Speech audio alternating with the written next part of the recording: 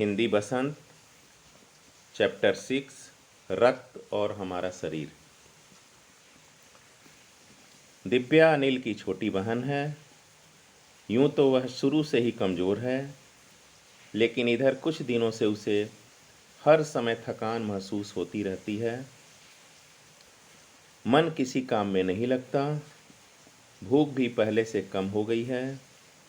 अस्पताल में उसे डॉक्टर ने देखा तो कहा, लगता है दिव्या के शरीर में रक्त की कमी हो गई है, जांच करा कर देखते हैं। यह कहकर उन्होंने दिव्या को रक्त की जांच के लिए पास के एक कमरे में भेज दिया। वहां अनिल को अपनी ही जान पहचान की डॉक्टर दीदी दिखाई दी। डॉक्टर दीदी ने कहा, कहो अनिल, कैसे आना हुआ? अनिल ने बताया कि डॉक्टर ने दिव्या को खून की जांच के लिए आपके पास भेजा है। इतना सुनते ही डॉक्टर दीदी ने दिव्या की उंगली से रक्त की कुछ बूंदें एक छोटी सी शीशी में डाल दी और स्लाइड्स पर लगा दी। फिर अनिल से बोली, अनिल तुम कल आना, कल अस्पताल से रिपोर्ट ले जाना। अगले दिन अस्पताल पहुंचकर अनिल ने डॉक्टर दीदी के कमरे के दरवाजे पर दस्तक दी। भीतर से आवाज़ आई, आ जाओ। अनिल ने कमरे में प्रवेश किया। डॉक्टर दीदी सूक्ष्मदर्शी द्वारा एक स्लाइड्स की जांच कर रही थी। दीदी के इशारे से वह पास रखी एक कुर्सी पर बैठ गया।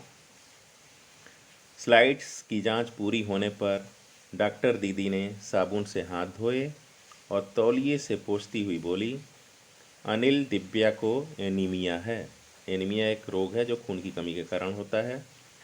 चिंता की कोई बात नहीं, कुछ दिन दवा लेगी तो ठीक हो जाएगी।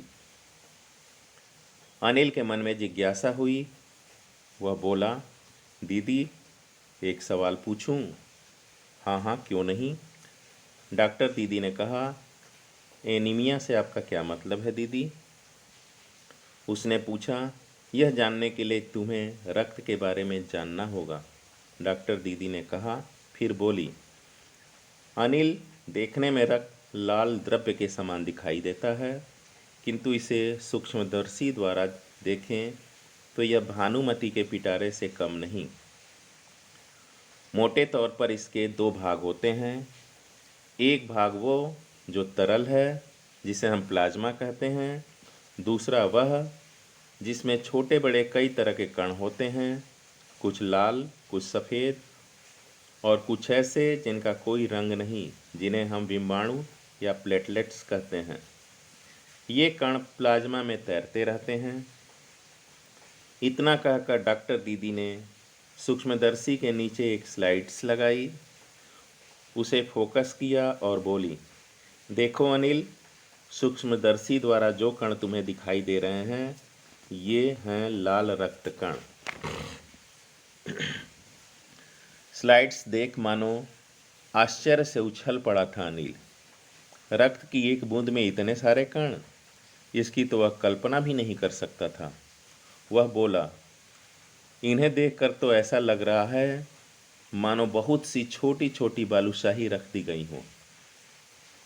हाँ, दीदी बोली, लाल कण बनावट में बालूशाही की तरह ही होते हैं, गोल और दोनों तरफ अवतल, यानी बीच में दबे हुए। रक्त की एक बूंद में इनकी संख्या लाखों में होती है। यदि हम 1 मिलीमीटर रक्त लें तो उसमें हमें 40 से 55 लाख कण मिलेंगे। इनके कारण ही हमें रक्त लाल रंग का नजर आता है। ये कण शरीर के लिए दिन रात काम करते हैं।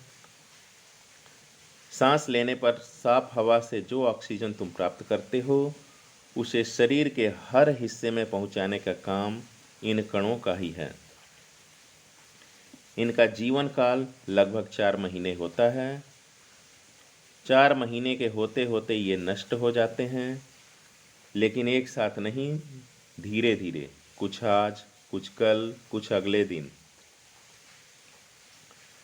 तब तो कुछ ही महीनों में ये खत्म हो जाते होंगे, अनिल ने कहा। यह सुनकर डॉक्टर दीदी मुस्कुरा उठी, बोली, नहीं, ऐसा नहीं होता। शरीर में हर समय नए कण बनते रहते हैं जो नष्ट कणों का स्थान ले लेते हैं। हड्डियों के बीच के भाग मज्जा में ऐसे बहुत से कारखाने होते हैं जो रक्त कणों के निर्माण कार्य में लगे रहते हैं। इनके लिए इन कारखानों को प्रोटीन, लौह तत्व और विटामिन रूपी कच्चे माल की ज़रूरत होती है। यह पौष्टिक आहार लेते हो, हरी सब्जी, फल, दूध, अंडा और गोश्त में ये तत्व उपयुक्त मात्रा में होते हैं।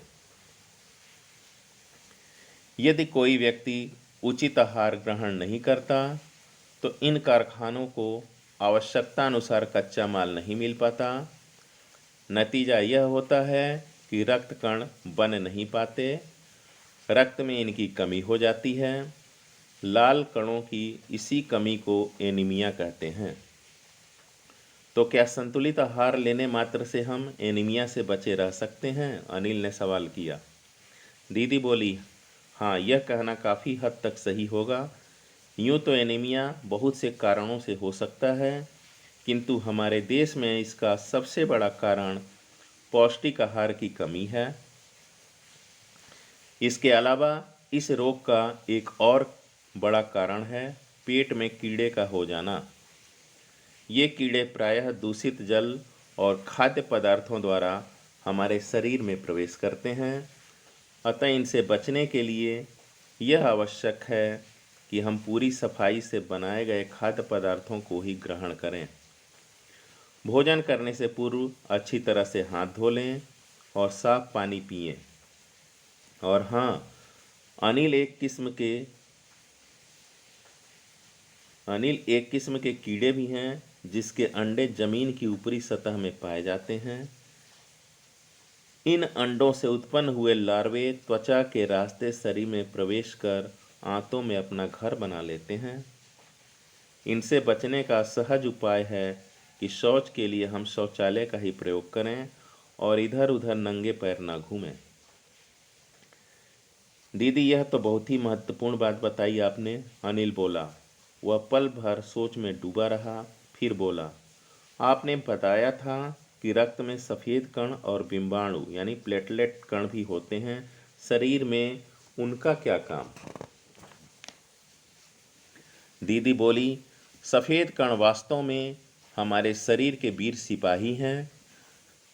जब रोगाणु शरीर पर धावा बोलने की कोशिश करते हैं तो सफ़ेद कण उनसे डटकर मुकाबला करते हैं और जहाँ तक संभव हो पाता है रोगाणुओं को भीतर घर नहीं करने देते। बस संक्षेप में यूँ मान लो कि वे बहुत से रोगों से हमारी रक्षा करते हैं। और बिंबाणु का काम है चोट लगने पर रक्त जमाव क्रिया में मदद करना। रक्त के तरल भाग प्लाज्मा में एक विशेष किस्म की प्रोटीन है जो रक्त वाहिका की कटी फटी दीवार में मकड़ी के जाले के समान जाला बुन देती हैं। बिंबाणु इस जाले से चिपक जाते हैं और इस तरह दीवार में आई दरार भर जाती है जिससे रक्त बाहर निकलना बंद हो जाता है। अनिल बोला, दीदी लेकिन घाव गहरा हो तब तो खून बहता ही चला जाता है। हाँ, ऐसे समय में उस व्यक्ति की जल्दी से डॉक्टर के पास ले जाना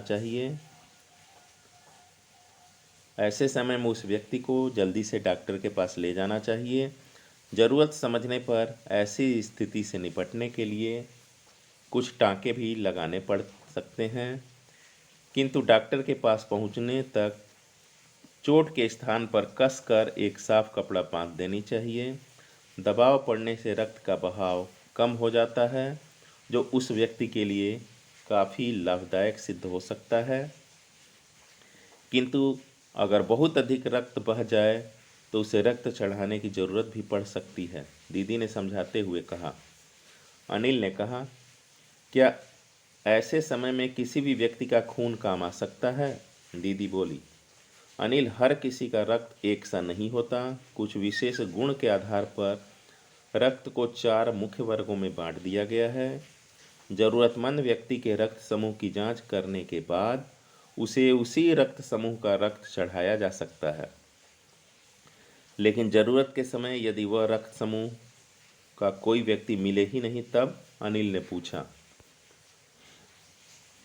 ऐसी आपात स्थिति के लिए ही ब्लड बैंक बनाए गए हैं। प्रायः हर बड़े अस्पताल में इस तरह के बैंक होते हैं जहां सभी प्रकार के रक्त समूहों को तैयार रखा जाता है। किंतु इन ब्लड बैंकों में रक्त का भंडार सुरक्षित रहे, इसके लिए यह आवश्यक है कि हम समय समय पर रक्तदान करते रहें। दीदी ने कहा। क्या मैं भी रक्तदान कर सकता हूँ? अनिल ने पूछा। नहीं, अभी तुम छोटे हो। 18 वर्ष से अधिक उम्र के स्वस्थ व्यक्ति ही रक्तदान कर सकते हैं। इस समय उनसे लगभग 300 मिलीमीटर रक्त ही लिया जाता है। प्रायः यह समझा जाता है कि रक्तदान करने से कमजोरी हो जाएगी, किंतु यह विचार बिल्कुल निराधार है। हमारा शरीर इतना रक्त तो कुछ ही दिनों में बना लेता है। वैसे भी शरीर में लगभग 5 लीटर खून होता है। उनमें से यदि कुछ रक्त किसी ज़रूरतमंद व्यक्ति के लिए जीवन दान बन जाए तो इससे बड़ी क्या बात होगी? दीदी समझाते हुए बोली। फिर तो बड़ा होने पर मैं नियमित रूप से रक्तदान किया करूँगा, अनिल ने कहा। शाबाश अनिल, डॉक्टर दीदी ने अनिल की पीठ थपथपाते हुए कहा। आइए इस पाठ का सारांश सुने। यह निबंध यतीश अग्रवाल जी द्वारा रचित है। यहाँ लेखक रक्त की अहमियता के बारे में बताते हैं। रक्त की जांच सही समय पर होनी चाहिए। अनिल की बहन दिव्या के कमज़ोर होने पर, वह भूख न लगने पर जब दिव्या की डॉक्टरी जांच की जाती है तो मालूम होता है कि उसे एनीमिया नामक रोग हो गया है। यह एक बीमारी है जो खून की कमी के कारण होता है। कुछ दिन दवाई देने पर यह ठीक हो जाएगी, ऐसा डॉक्टर ने उनसे बताया। अनिल अपनी दीदी से एनीमिया की जानकारी लेना चाहता है। डॉक्टर दीदी रक्त के बारे में सारी जानकारी उसे देती हैं। दीदी रक्त को भानुमति के पिटारे की संज्ञा देती हैं। उनके अनुसार रक्त में लाल सफ़ेद आदि कण होते हैं जिन्हें प्लेटलेट्स कहा जाता है। ये प्लाज्मा में हिलते डुलते रहते हैं। ये 4 महीने तक जिंदा रहते हैं। हमारे शरीर में नए कण प्रोटीन, लौह तत्व और विटामिन आदि से तैयार होते हैं।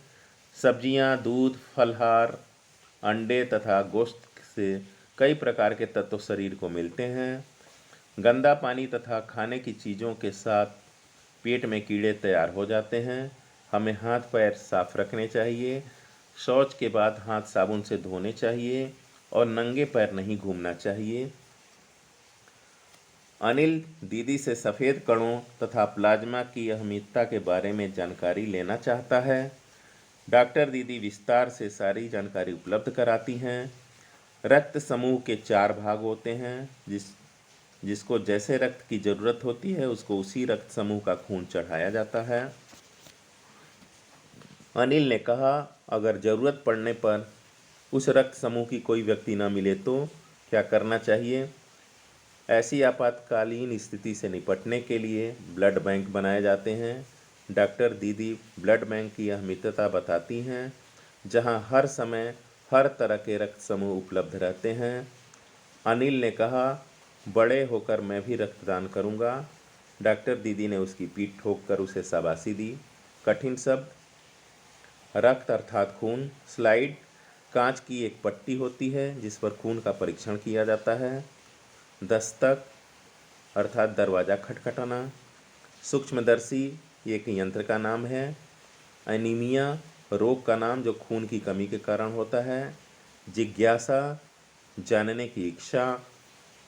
मतलब अर्थ। द्रव्य अर्थात तरल पदार्थ। भानुमति का पिटारा अत्यधिक चीज़ों को इकट्ठा करना।